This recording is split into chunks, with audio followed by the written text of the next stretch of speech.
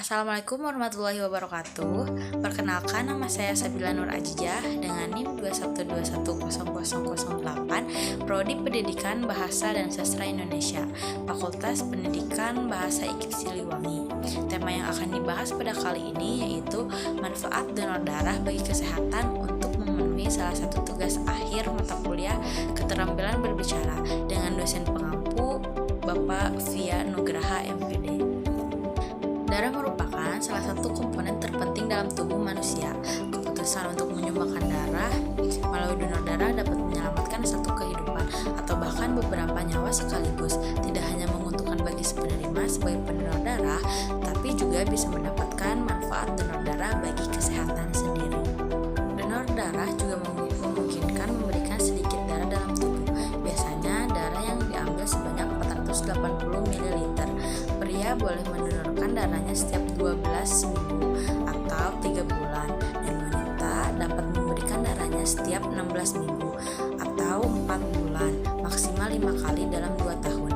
Karena pria biasanya memiliki lebih banyak persediaan zat besi daripada wanita. Nantinya darah yang akan didonorkan akan diperiksa dan diuji keamanannya serta dikelompokkan berdasarkan golongan darah.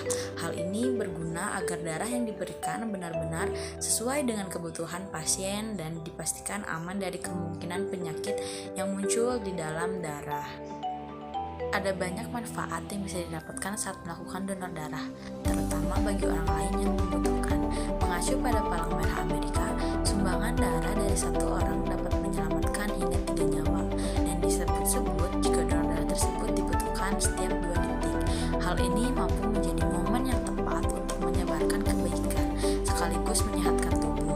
Ada banyak manfaat kesehatan yang dapat dirasakan oleh pendonor. Berikut ini manfaat donor darah bagi orang yang mendonorkan darahnya.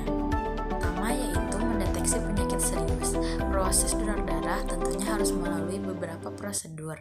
Tiap kali seseorang ingin mendonorkan darahnya, prosedur standarnya adalah pemeriksaan darah untuk mendeteksi penyakit serius. Sebut saja HIV, sifilis, hepatitis B, hepatitis C, hingga malaria. Hal ini penting dilakukan demi mengantisipasi adanya penularan penyakit melalui transfusi darah. Prosedur ini juga menjadi lampu kuning bagi pendonor darah agar lebih memperhatikan kondisi kesehatannya sendiri. Manfaat yang kedua yaitu meningkatkan produksi sel darah. Manfaat donor darah juga bisa meningkatkan produksi sel darah merah. Nah, ketika melakukan donor darah, sel darah merah memang akan berkurang, namun sumsum tulang belakang akan segera memproduksi sel darah merah baru untuk meningkatkan yang hilang. Proses ini akan memakan waktu beberapa minggu. Dengan kata lain, seseorang yang mendonorkan darahnya secara teratur, tubuhnya akan menstimulasi pembentukan darah baru yang segar. Nah, manfaat yang selanjutnya menjaga kesehatan jantung. Donor darah juga bermanfaat untuk memperlancar aliran darah hingga mencegah penyumbatan arteri. Rajin mendonorkan darah kira-kira mampu menurunkan risiko serangan jantung hingga 88%. Nah, nggak cuma itu loh, mendonorkan darah juga bisa meminimalkan risiko jantung, stroke, dan serangan jantung. Menariknya lagi, manfaat donor darah juga bisa membuat kadar zat besi dalam darah jadi stabil. Lalu ada beberapa kondisi yang membutuhkan donor darah, antara lain kecelakaan, transplantasi organ, kanker, anemia sel sabit, talasemia, hemofilia. Tapi ternyata tidak semua orang bisa mendonorkan darahnya. Selain mesti melewati berbagai prosedur, donor darah juga memiliki persyaratan tersendiri.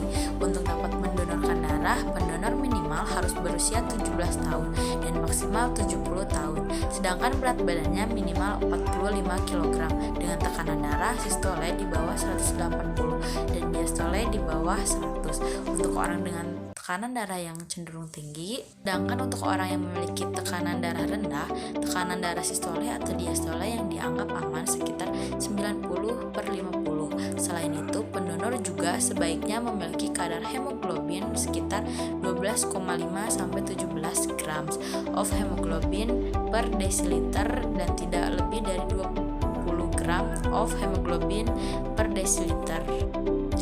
Baik, mungkin itu sedikit informasi dari saya. Semoga bermanfaat dan jangan lupa selalu jaga kesehatan.